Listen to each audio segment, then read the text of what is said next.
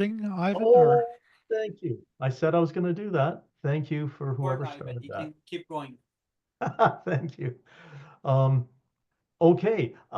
Yeah, so my name's Ivan Rodriguez. I'm the Technical Programs Director for the Canada chapter.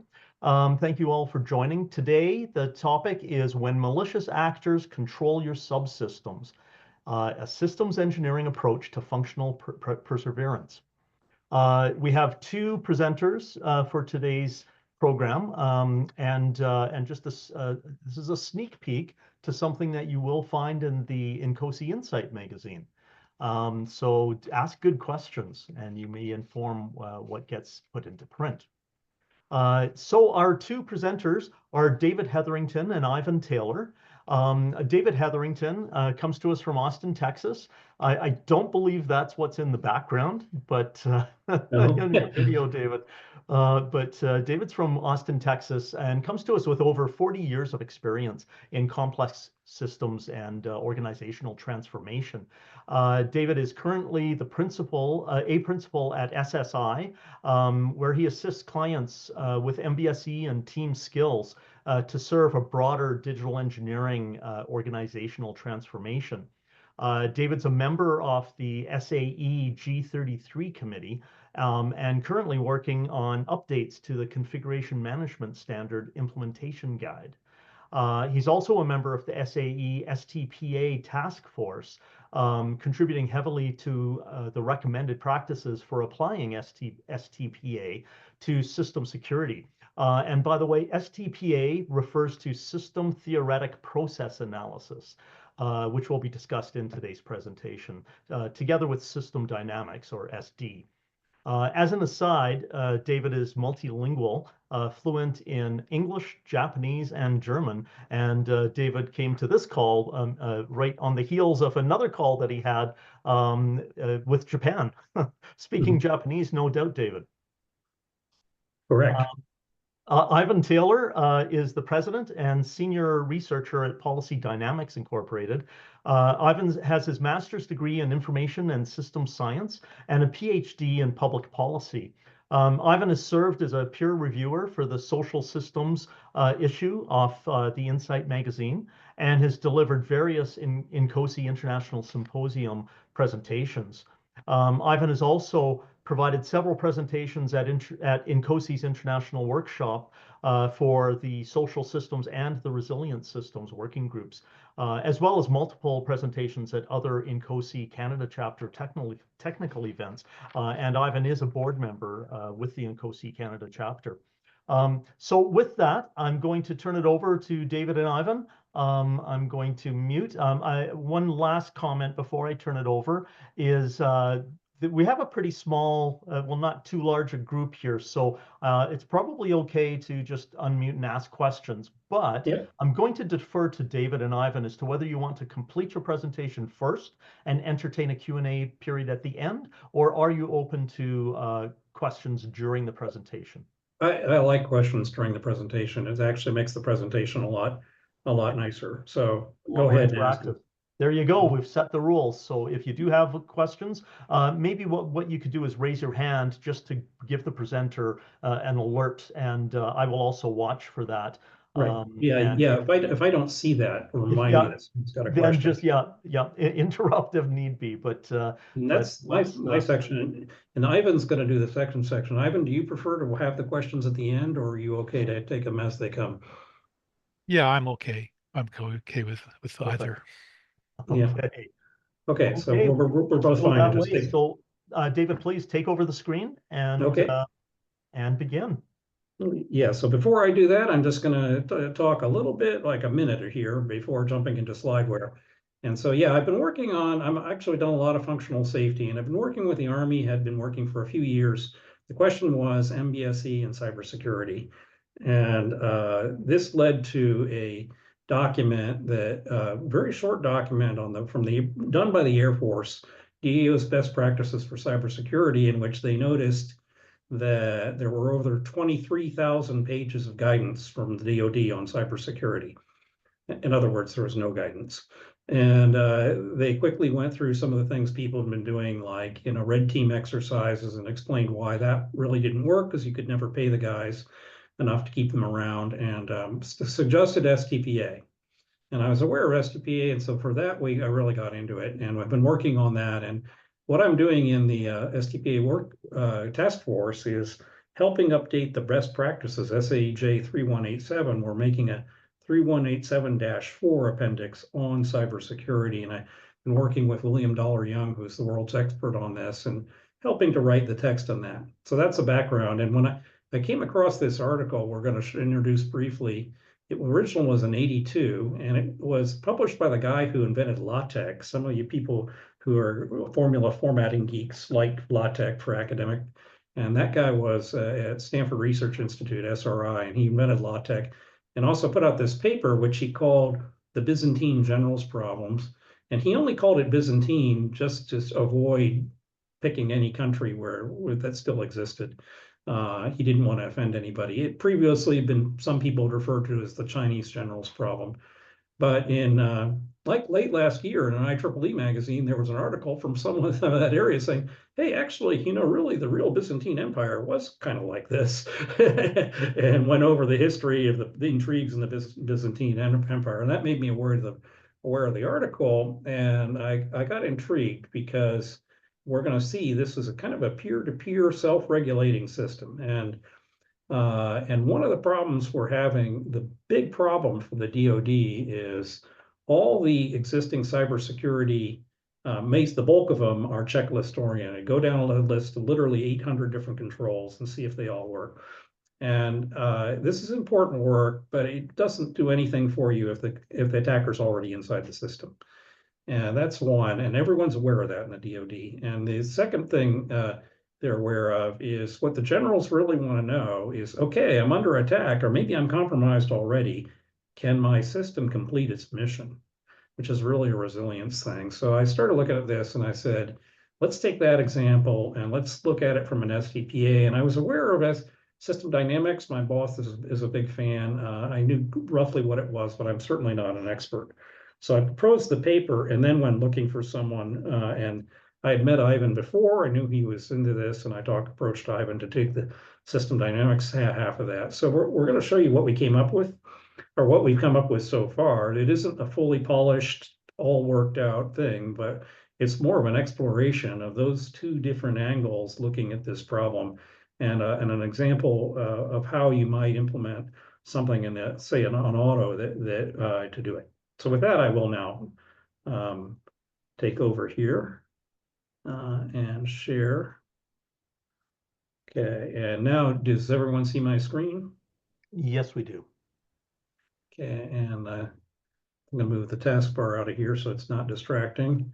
And this beautiful picture on the front, that's Ivan's working, did that. Okay, so yeah, and as I mentioned here, this, security is essential, of course, for everything. And we're really looking at functional perseverance. The machine keeps going. And in fact, one of the elevator speeches I use for the desired end state is a car driving in the rain. So, or the car is driving down a highway, it starts raining. The rain is a kind of attack, adversity.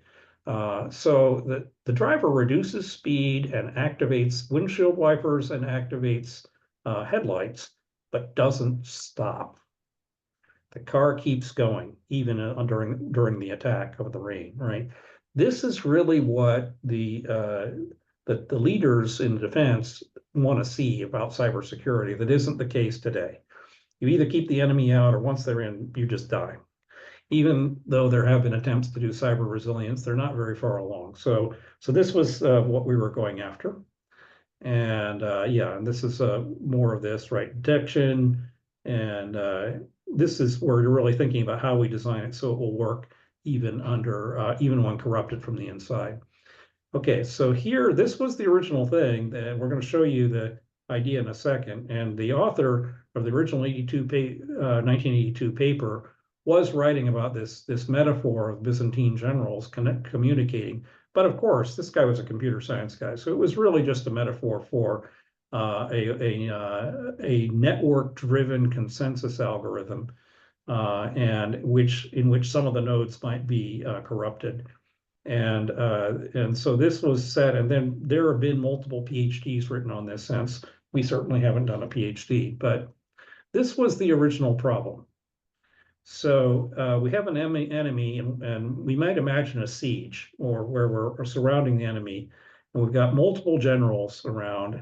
And as originally formulated, the transmission links are secure, so we don't lose messages. We get them; they do get there.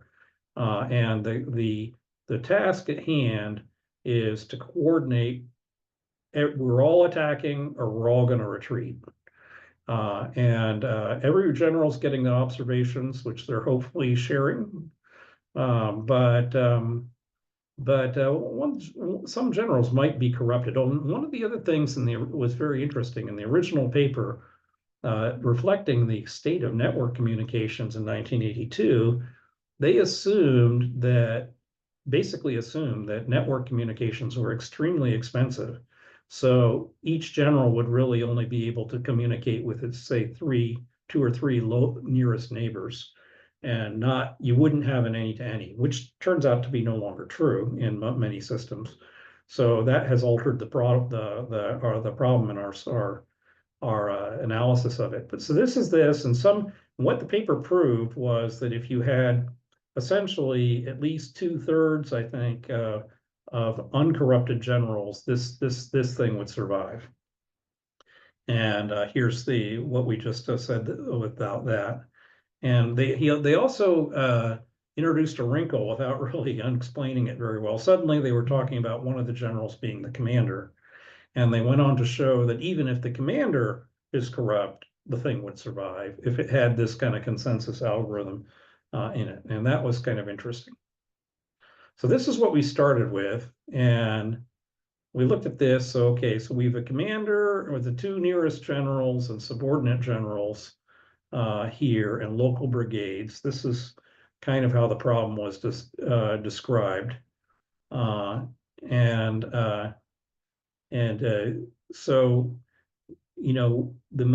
this is what we're saying is that currently malicious actors are not just trying to disrupt things, they're often trying to take over control of it.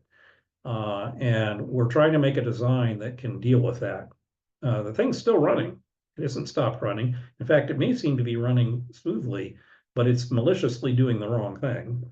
And maybe multiple of them are doing the wrong thing. So we taking a step toward where we want to be, we think of, well, maybe we have a master controller and we have subcontrollers, and we haven't defined this topology just yet. And each controller has some actuators and sensors, and there's the physical system in the environment, and this is kind of what we're looking at. And the first thing we notice is any kind of hierarchy is going to be problematic, because if you take over one of these red nodes or the master controller, you're dead, right? The whole thing dies, or at least a huge chunk of it dies. So we probably don't want a hierarchical approach. And these days, that original constraint really isn't there, especially if we're thinking about something like a combat vehicle or a car or an aircraft for that matter. We can have gigabit or even 10 gigabit Ethernet. And so we've got a lot of bandwidth. And we really can have a thing where anybody can talk to anybody. And if we then go to the software side and we use a microservices architecture, a publish-subscribe type architecture, everybody can listen to everybody. So you get a fully transparent, modern technology can make a fully transparent thing where everybody can see what everyone is doing.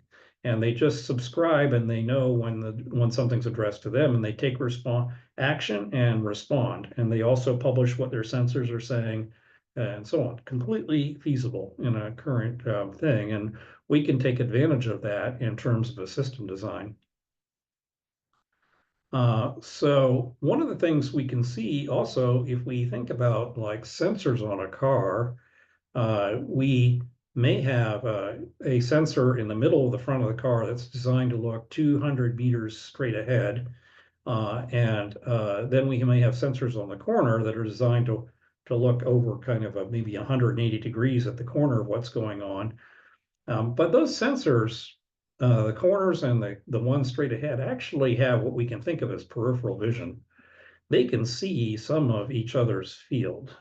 And particularly a phased array radar may have a very narrow beam, but for most part, you may be just having that beam sweep only plus or minus 3 or 4 degrees, but you can make the phased array beam scan, scan all the way to the left like 45 degrees and see at least some of what the other guys, the corner sensor sees. So you can snoop on what there is if depending on how you set up the system, the sensors and actuators can be designed to overlap a little bit and have some ability to confirm what each other are doing, or at least partially confirm it. Also, they can all listen to each other's messages and can see what each other are doing. And so for example, the one is the master tells the steering controller, turn left, and the steering controller says, yep, I'm turning left, but everyone else's sensors can see we're not turning left. The other guys can identify something's wrong with this guy, right? This guy's either inoperable or corrupted. It's not doing what it's saying it's doing. So leveraging this is an opportunity, right? So this is the essence of our design. So now we take a kind of the STPA look at this, and this isn't a full STPA workup, by the way, but the first thing we do, the first step of STPA is we start with what losses we want to prevent, and then we define hazards that could lead to the losses, and then the last thing is we identify system constraints that we need the whole system to maintain at all times so that we cannot get into the hazardous state. This is the base idea of STPA. And this is system dynamics. And here, system dynamics, my impression of system dynamics is it's a graphical set of a system of differential equations. All the things can feed into each other, and we can create very complex interactions of things, feeds, and effects and feedback and so on, and can be used to model tipping points and so on. So here then okay, we're going to do redundancy. Certainly we're going to have some redundancy, but just redundancy, as we're going to show in a minute, redundancy of identical components doesn't do anything useful for cybersecurity. So we really need fallback components that are diverse. So for example, here, if we have three components, A, B, and C, and our system is just a straight flow through, if we knock out any one of these, we're dead, right? Because we're blocked. So you might say, oh, the traditional safety thinking would be, oh, just make them all redundant. We put a second set of A, B, C right next to the primary A, B, C. And if any one fails, we just use the redundant set. And this is the core of a lot of safety engineering, especially for larger systems, and things like ships and stuff do this all the time. And to some extent, aircraft do it, although weight is a consideration.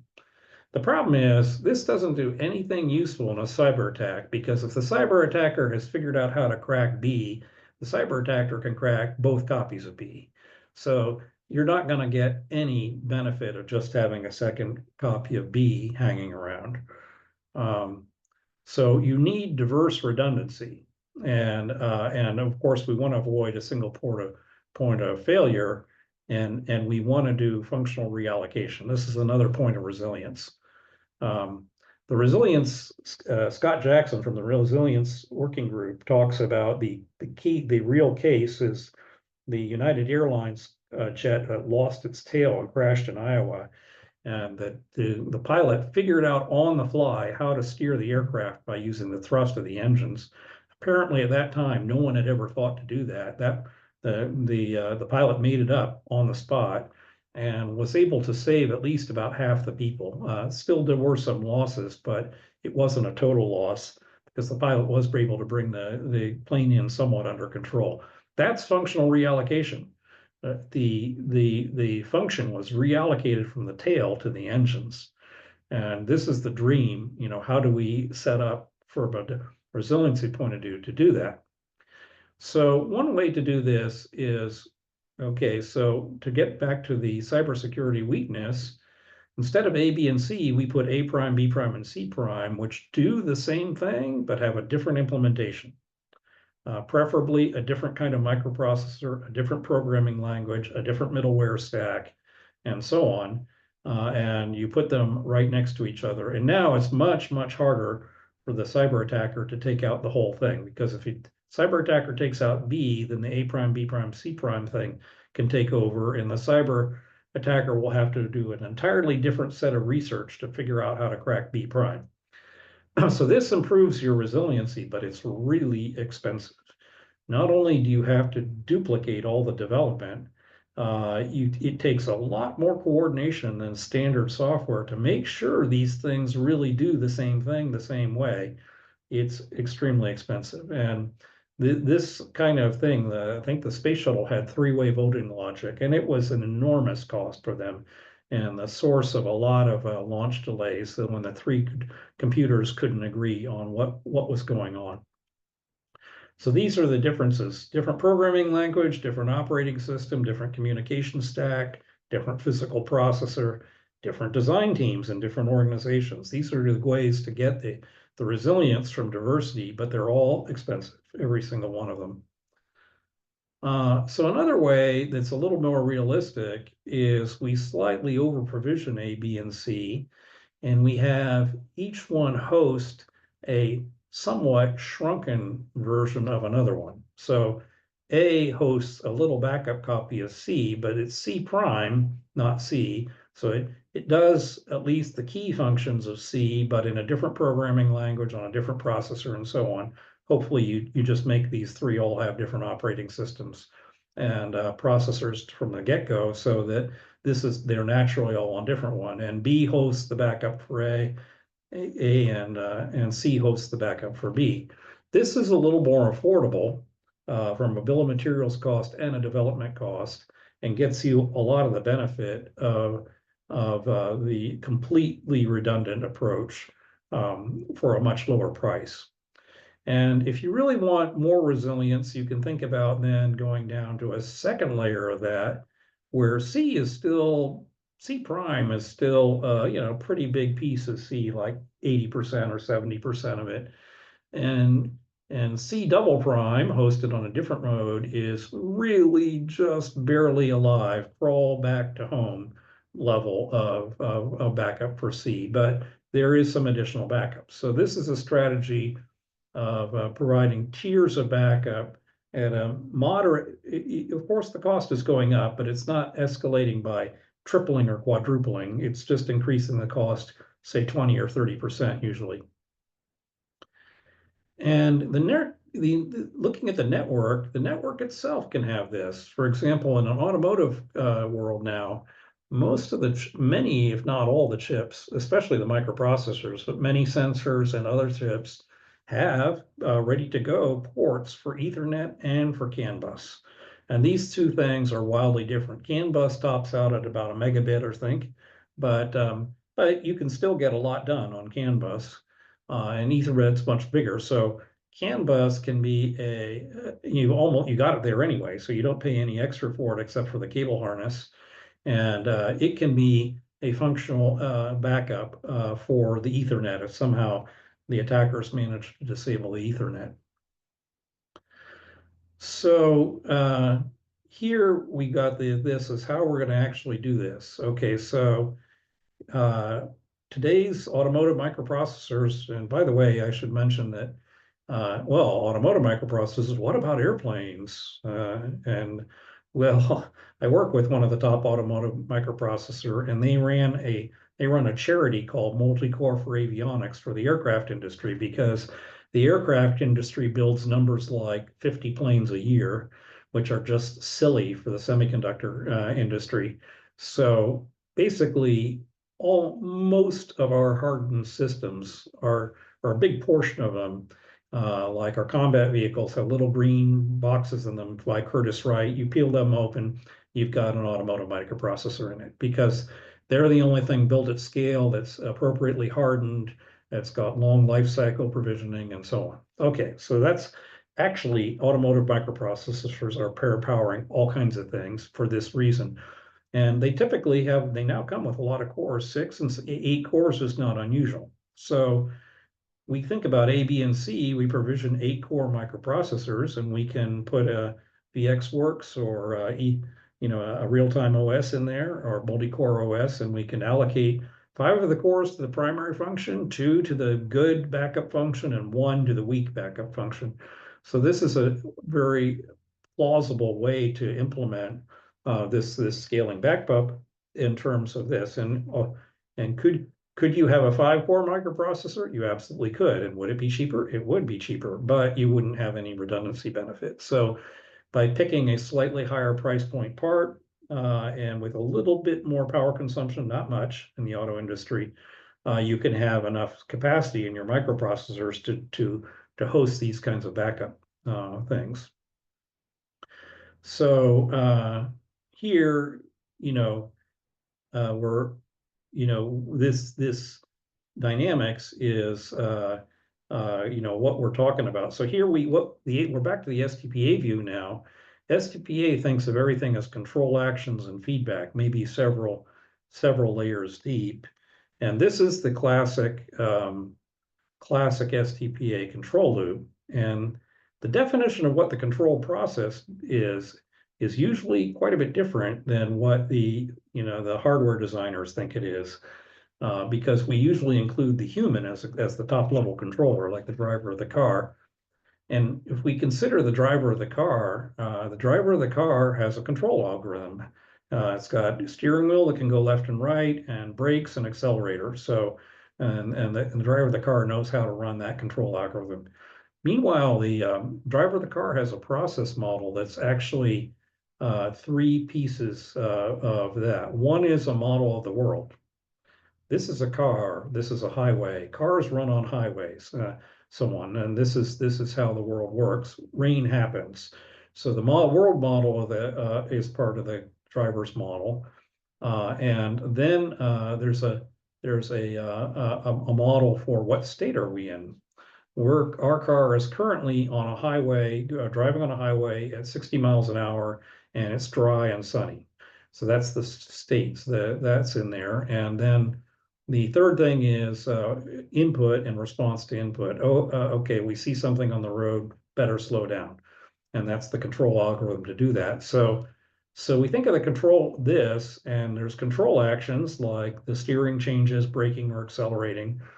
And this control process is the whole car in that case. And the feedback is, of course, what the driver sees, but also the driver has haptic feedback. They can feel the car bumping around like we ran off the road or we're run over a warning strip. And they can hear things too, like sirens outside the car. So all these things are feedback. And the essence of STPA is that most, if not all, problems occur when something doesn't work right here. Like the control actions are issued, but they don't work for some reason because something's failed down here. But most often, what the STPA people are interested in is everything works right from a hardware point of view, but the process model, the controller gets confused for some reason and makes a so-called unsafe control action. And this is also thought of in this. So now when we're looking at our proposed system, we're going to have a voting system for these nodes that are spying on each other. And basically we're going to have 2, and now we're just voting. The process we're controlling is the thing to prevent the other systems the system from being corrupted. So on any one node we're controlling, we have continue operating or shut down. And we're going to show how to implement that in a minute. And we've got various kinds of feedback. So we can see what instructions are flowing to the element. We can see what the element's responding, and we can peek around the corner at the element's behavior various ways. So now we have an ability to make a control process to manage the potentially corrupt elements. So how would you do that? Well, one of the things we can do is we can leverage what are called watchdog timers. This is a classic thing in embedded software designs. And usually the way it works is the processor has a watchdog timer, and the software has to go tag the watchdog timer like every 500 milliseconds. And if the software fails to tag the watchdog timer, the watchdog timer determines that something's terribly wrong with the software and forces a reset. So this is very widely available. All kinds of microprocessors and chips have this available. And you can make a voting watchdog timer in which, say we had A over here, and we have C, E, and G are watching A to see if A is corrupt. The way that would work is the thing supervising would just keep tagging. Now you'd have a kind of an AND gate, just a little bit more complicated circuitry to make a three-way voting watchdog timer, so that C, E, and G would have to keep tagging that to keep the thing running. And then you would decide in your design, if you had three elements watching, do we restart this thing when only two do it, or do we wait till we get down to one and restart it? So this would all be a system thing, but any of the things, including the top controller, could work this way. So basically the the followers could be watching the controller, and if the followers, as described in the original 1982 paper, if the followers concluded that the top controller is starting to behave erratically, they could force the top controller offline, or at least restart it, or in a severe case, force it totally offline and fall back to the backup copies of the top controller that were distributed throughout the system. So this is the gist of our idea of how we would implement the Byzantine generals' voting algorithm to keep tabs on each other and do that. So next, we're going to go to the system dynamics. I'm going to turn it over to Ivan. But before I do that, does anyone have any questions?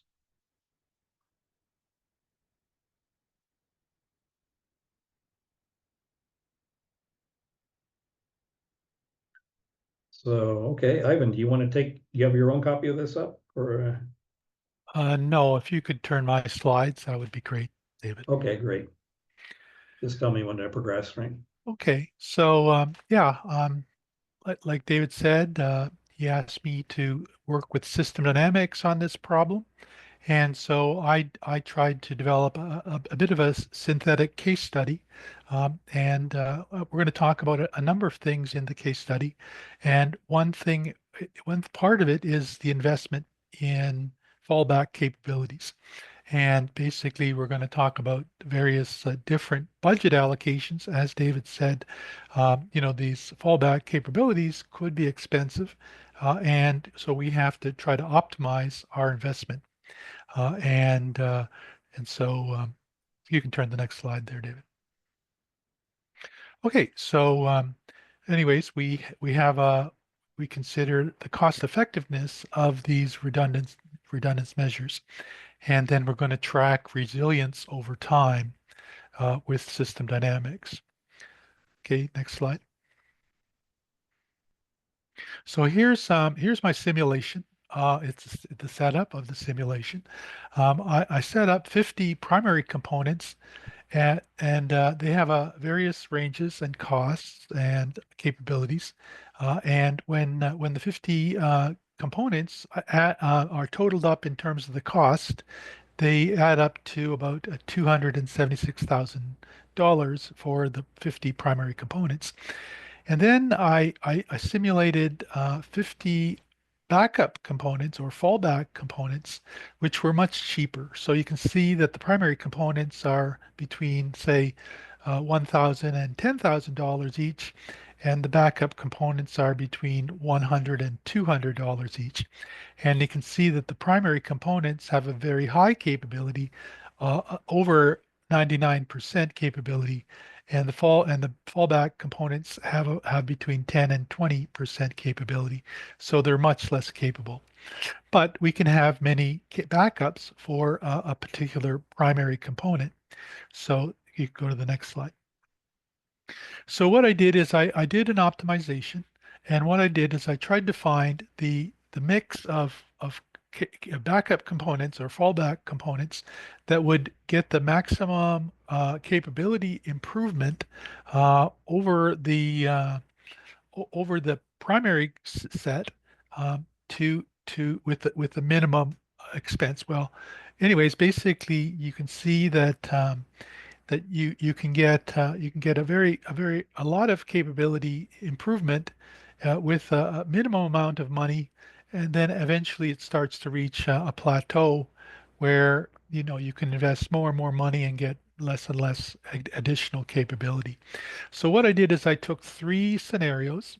I took a $50,000 budget for um, uh, for the uh, for the backup components, and a $100,000 budget for the backup components, and a $150,000 budget for the backup components. And then I put those backup components in with the primary components in a very complex configuration. Okay, you can go to the next slide, David. So then I modeled an attack, and the attack attacks all the components, both the primary components and the backup components. And then I analyzed how the total system of all 50 components with the backups can respond to this attack. And of course, the obvious answer is that higher investments in backups improves the post-attack capability and recovery. So I used system dynamics to simulate this post-attack capability degradation and the recovery. So now you can go to the next slide. So the idea is that the recovery takes time. There's security assessments and repairs to introduce delays. And there's also this tipping point, as David mentioned, where the system stability shifts from resilience to failure based on various investments in backup components. Okay, the next slide. And here's the results of the system dynamics simulation. And you can see that it's a little hard to read, but basically the blue line is the $276,000 set of primary components with $50,000 worth of fallback components. And you can see that the attack basically causes that system to basically fail. However, there is an ability to recover after a while, but it doesn't recover to the full capability. And the $376,000 is the $100,000 investment in backup components. And you can see that this can persevere a little bit better, well, quite a bit better. It reduces the capability down to 20% after the attack, and the recovery is quite a lot more significant. And finally, we have the $150,000 set of backup components, and we see that this does even better, that we end up with about 36% capability at the bottom end, with an increasing back up to almost 95% of the capability after the recovery. Okay, next slide, David. I think you Oh can yeah, carry on, David. right, yeah. So this is the point, right? As we're still adjusting and working on these simulations and models, but yeah, obviously you get what you pay for, but a layered investment, we think we can get a very good resilience and ability to identify attackers within the system and take them out while the system's still running, with reasonable additional system cost, perhaps 20 or 30%. With no need to triple the price of the system.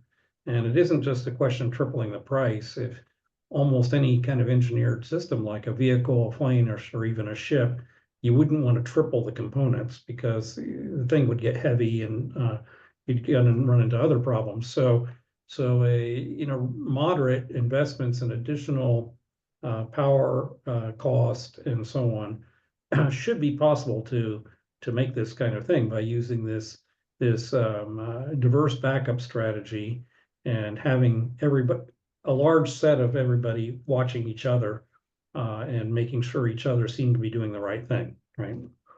And this is then, we think, whereas is the inspiration we've taken from the Byzantine generals to this. Well, in our conclusions, of course, security has to be built in, but and STPA and SD can do this, but we think that these sorts of techniques can be used, and we hope to do more going forward, especially with SD, to look at how we can use that to analyze the cost effectiveness of beefing systems up to make them more resilient. So that's pretty much what we had. I think that's it, right? Oh yeah, just questions. Right? Oh, I didn't catch the second misspelling of my name. Sorry, David. But questions, comments? Yeah, very good presentation, guys. Thank you very much. I'll kick things off with a question.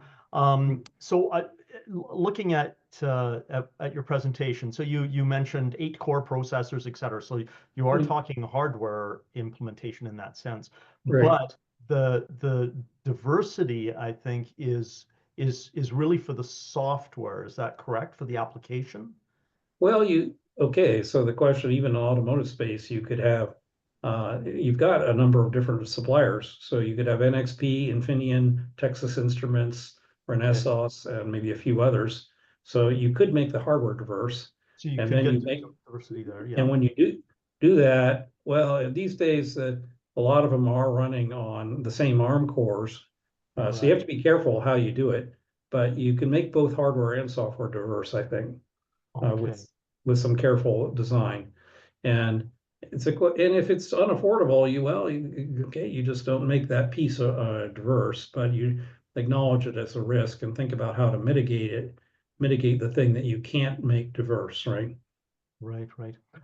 Further to that question, and I see what you're saying. Yeah, you could find different suppliers, for example, of componentry.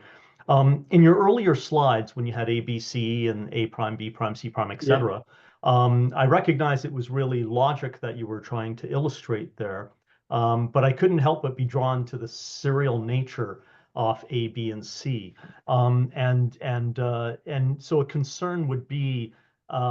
If you did have a hardware failure, if this were a data path, a physical data path, if B failed, that could interrupt your flow. Now, am I misinterpreting? Is it purely a logic that you're trying to express here, or playing fast and loose here? This is more of a dependency chart, right? the dependency? Say if you lost B, then these guys would take over the function of B, and there would be a path to C somehow. Right. So the point is more of a function flow, right? And yeah, and the point, and of course, if we're really on a hardware architecture like this, then we really can do that, right? Yeah, absolutely. Yeah. If this guy goes out and these other guys have, the prime versions for that person, for that thing, can take over. Now you've lost some of the actuator and sensor because this guy's totally fried. But these guys who we sort of assume may be in full physical proximity may be able to take over some stuff. And we look at vehicles having, for example, camera, radar, LiDAR, and ultrasonic sensors for different purposes. Like parking is usually an ultrasonic sensing. So you may be able to get, some reduced function by, for example, having the ultrasonic sensor give you some help, even though your radar sensor is gone, right? Right. Yeah, that makes sense. Yeah, and I see it a little more clearly here, where it's expressed more as a parallel.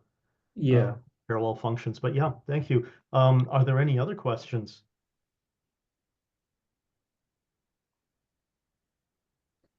Are there no existing systems that do something like this like the wireless communication cellular providers, where they have a what do you call it? An active and hot standby, where Mhm.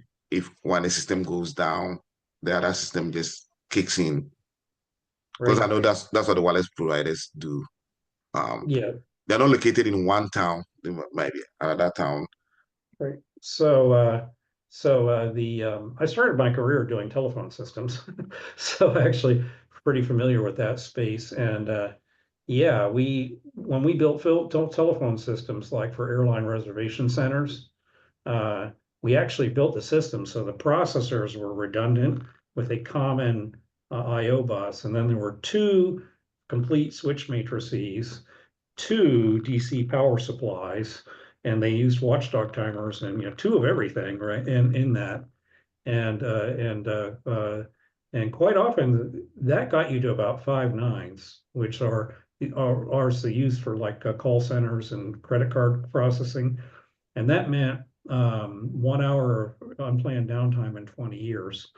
But then I worked with SAIC, the former Bell Labs, for the 800 number thing. They wanted to get to 6 nines. So by that time, we were using blade computers, and the racks of blades had dual power, dual everything. And then they put two of them in a rack and two in another rack next to that with a completely redundant. And then they put another whole set 500 miles away. In case you had a flood, and Houston had a flood and took out the center, and they got down to the 500-mile away backup. So this redundancy stuff, especially in the wireless providers, the telecom space, they're really used to it, and they get fantastic availability from physical failures and storms and stuff by doing that. But what it doesn't do is protect you from malicious cyber attacks. Because if your attacker wants to take down your network and you've made everything identical, then the attacker only has to crack one of them. And then after that, it's like shooting fish in a barrel. They just infect all of them and take you offline. So the strategies used by wireless and telecom providers, the pure just do it everything purely redundant isn't isn't as good for cyber attacks. It's great for reliability and safety, not so good for cyber attacks. Does that help?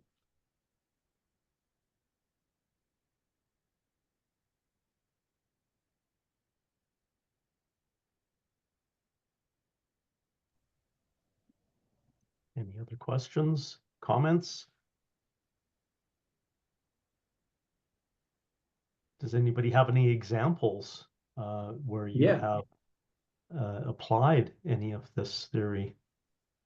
Yeah, I'm curious to know if ever anyone's working on any kind of system where the stakeholders, aka management or whoever, is starting to complain that I want the thing to keep running even though it's being hacked. Has anyone seen that request? Yeah, I see it in a primarily in a defense, but not only defense situation where we're providing positioning, high precision positioning and timing solutions and jamming. So a malicious actor who would jam the GNSS signals, for Yeah. example. How do we overcome that? And there's various means. The company I work for, we also we're in the autonomous driving space, providing positioning again, but paired with multiple sensors, as you had mentioned, David. And again, malicious actors can be a problem there. Yeah, the redundancy idea, that's interesting. And I had the pleasure when I was working with the automotive semiconductor company a few years ago, Mhm. and they weren't going to make the autonomous vehicle, but they wanted to have a good idea of how they would work so they could be sure they were making the right chips and firmware and stuff to go with the chips. So I had a several-week engagement with Edge Case Research, who's a spin out of Carnegie Mellon. Mhm. And they laid out the following scenario of how their point of view, a safe autonomous vehicle works. And so in their way, you have the super brain, And the super brain is you're driving down the highway, and they mention the same problem. You know, two identical things doesn't buy you anything, because if Right. even if the it's not hacked, if the algorithm has a mistake, both of them will Both of them do. have the same mistake, right? So okay, It's, so they have super brain. So super brain is driving you from you know, Detroit to Toronto, and it knows where the Starbucks is and the Horton's donut, you know, coffee and donuts, and it's managing you on the highway. It's doing all that stuff, and it's using whatever AI and neural networks and great stuff. Meanwhile, they have another controller, and the second controller's only job is constantly think about the next 10 seconds. How are we going to get off the highway? And so it's constantly just planning. How are we going to get off? How are we going to get off the highway? How are we going to get exit strategy? Mm-hmm. Yeah, exit strategy. And then Yes. we have the third controller is a pure physics controller. So just doing Cartesian logic or trajectory looking, no AI, no neural networks, anything. Are we going to crash into something? Mm-hmm. Right? And then the fourth controller is watching all of this. And if it notices that the Cartesian logic controller and superbrain don't agree, it cuts their power and tells the emergency controller, get us off the highway. Mm-hmm. Yes. Very, very interesting, but a little bit different, but in the kind of in the similar vein, right? That you've got some mechanism in there deciding that superbrain is not doing the right thing, and so on. And even in the automotive space, even conventional automotive space, you've got a lot of that kind of thinking. Like in your ECU, you have a microprocessor there, and it's got a watchdog timer and it's restarting. And meanwhile, you have a chip there to provide power, and it's got to take messy, ugly power from the car battery into which has got all kind of ringing voltage and stuff in it, clean it up and make 5 volts, 3 volts, 1.2 volts, 0.9 volts, and so on. So that's the primary function of that, and it's uses buck converters to do that. But that thing does not have software. It's a hard logic thing, and it watches the microcontroller. And if it sees the microcontroller restart more than like 5 times in a second, what it does, again, the same thing, it powers off all the 5 physical interfaces for all the networks and shuts the thing down and takes that ECU out of the network. It's the buck stops here, and if we think we're corrupted, what we do is commit suicide. Yeah, it's an internal threat. We're an internal threat. So we kill ourselves for the good of the car. Right. We do have to do we have to go through functional safety audits. And it is exactly as you say, David, where we can't reuse technology, we can't reuse code, can't reuse operating systems, etc. Everything there's a lot of redundant paths, and they're dissimilar. And you know, further to that, and I've also seen this in the telecommunications industry. For example, a telephone switch or a cellular network switch, where there would be an A and a B switch geographically separated, but it isn't in a single master situation. It in fact quite often it alternates between, you know, A to B. A is the master, then B is the master, and it alternates back and forth. And you know, a lot of your database, well, all of your databases are replicated, and those phone systems I worked on in the 1980s were that way. They switched over at midnight. Yes. Yeah, every night they switched to sides so that you wouldn't have a latent failure of thinking you had a backup when you didn't have a backup. Right, exactly. Yeah. It's like the spare tire in your car. You don't know if you've got air in it until you get a flat tire. Right, yeah, and then discover your backup isn't working either, right?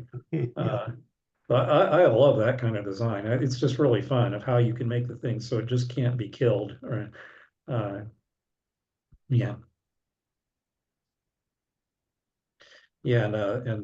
the early on in my career, I did the National Reservation Center for Japan Airlines, and this is pre-internet.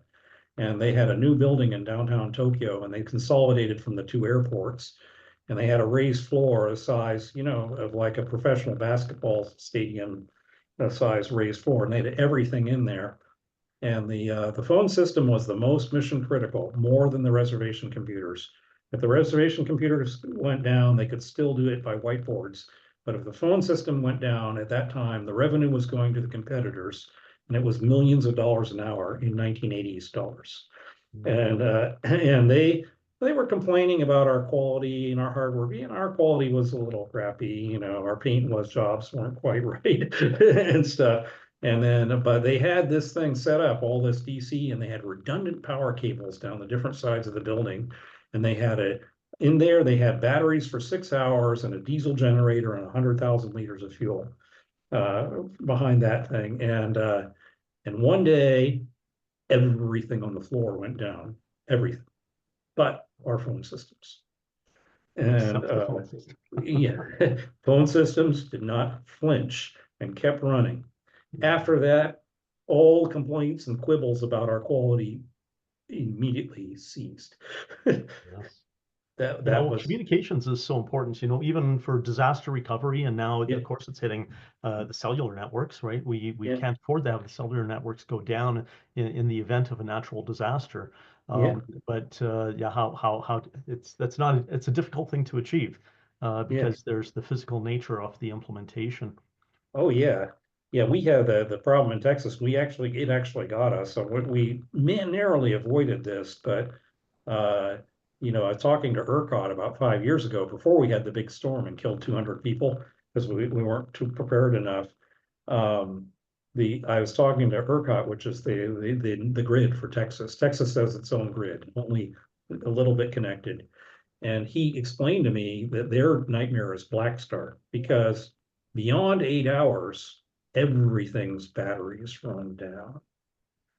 And that means to switch, and the electric power network has millions of components in it.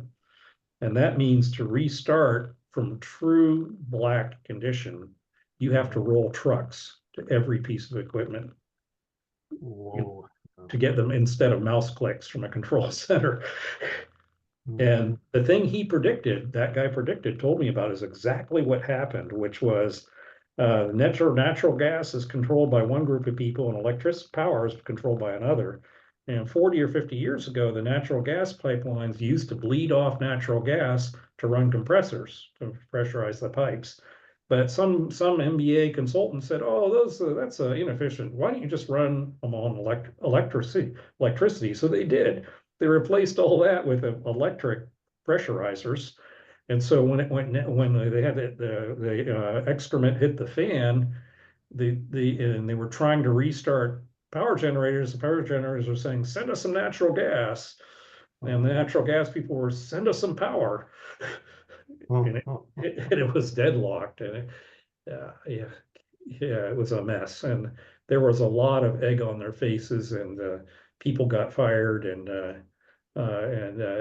they did a lot of changes to tighten that up after that because it was so embarrassing, and of course several hundred people lost their lives too. But yeah, this problem of making stuff resilient is really an interesting design challenge, but you can do a lot without just brute force. The brute force stuff is interesting, but it doesn't work very well on things like a car because the car would weigh 60 tons or something by the time you were done. So you got to do some. And there's a time and a place, right? I know Right. I'm familiar with applications, for example, that need high precision or high accuracy, or they need the perfect solution, and anything short of that is of no use to them.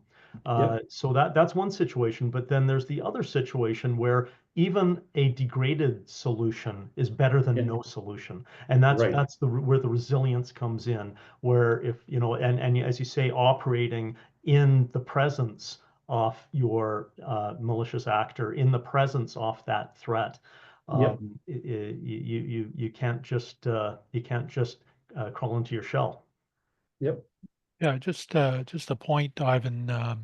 Put in a plug for the Resilient Systems Working Group. They are very active. They have weekly meetings that I attend, and they have a very, very nice contribution to the CBOC with a long list of these diverse methods of building redundancy and building diversity in the design for resilience. And now they're in the process of writing a primer and a guidebook, and and I think they'll have a lot of really useful ideas about how to design in resilience, not just for cybersecurity, but for every system. Mhm. Yep. There, we've lost a few people, but the few who are still here, would like to hear from you. Any questions or comments or experiences?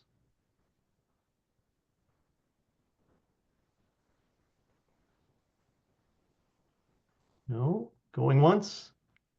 Going twice? All right. Well, we're at the hour, just past the Yeah. hour. We did budget an extra 15 minutes in case there was more discussion, but Yeah. I think maybe we'll pull the plug here. I want to thank you, David and Ivan, for a great presentation. I think this was very good, and I see there's some thanks coming through the chat as well. We appreciate the time that you've put in. You know, as a Canada chapter community, you know, it's nice to be able to share some of this knowledge. Yeah, and if anyone has questions offline, send and drop Ivan or me a note, and we'll talk about it. Right? Very good. And Well, with that, look forward to an article in Insight magazine. yes, yeah, be watching for that in the May edition. Is that correct, Ivan? No, I think it's August, I think. August edition. Okay, so yeah, do watch for that. David and Ivan will be published in Insight in August. We hope. We hope. We hope. Okay. And also, Ivan Taylor will be presenting at the Toronto in-person event in May. Is that correct, Ivan? May 24th. Yeah. May 24th. We're working on making that a hybrid event, but that's not guaranteed yet. But I'm hoping that we can make that a hybrid event so anybody can dial in from across the country and elsewhere around the world, and just to take that bit of time from the in-person event to share with everybody. So we're hoping to make that hybrid. Watch our Canada chapter website for details.